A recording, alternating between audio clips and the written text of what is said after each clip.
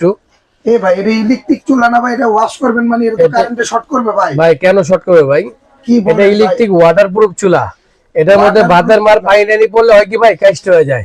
সবাই তো যে পানি পড়ার পরে মুছে দেয়, কিন্তু চুলাটা দেখতে নোংরা লাগে। ভাই এটা কি বাজারে নতুন এসেছে? বাজারে নতুন আসছে ইনভার্টার এবং নিয়ামা ওসাকা জাপান চুলা। কি বলেন? যেটা ওয়াটারপ্রুফ। এটা যদি আপনি পানি দিয়ে ধোন, ভাই যে ভিম ডিটারজেন্ট দিয়ে ধোনো না, তারপরে ব্যবহার করতে পারবেন। আপনাকে আমি লাইন দিয়ে দেখাই দিতেছি ভাই। এই যে একটু খেয়াল করেন, এই যে চুলাটায় লাইন আছে ভাই একটু দাঁড়ান বলেন। লাইন আছে, এটা তো আপনি আটটা সরান। জি ছড়াইলাম।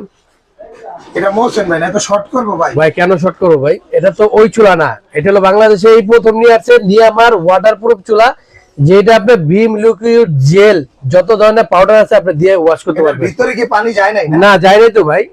এই চুলাটা আমি কেন ওয়াশ করছি জানেন?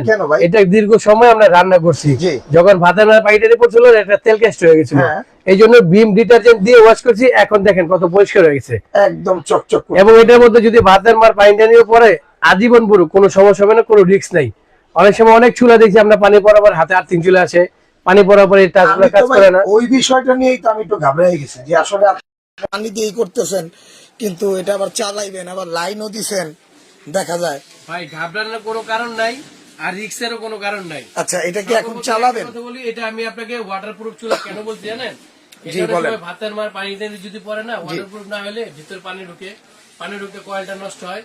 আজকে যে চুলাটা নিয়ে কথা বলবো এটা হলো নিয়ামা ওসাকা জাপান, এবং এটা ইনভার্টার চুলা। ইনভার্টার চুলা মানে হইলে হয় কি, সারা মাস রান্না করবেন 150 থেকে সর্বোচ্চ 200 টাকা বিল দিতে হবে আপনার। 200 টাকা বিলে সারা মাস। আর এটা কিন্তু ম্যাজিক চুলা ভাই, ম্যাজিক চুলা। ম্যাজিক চুলা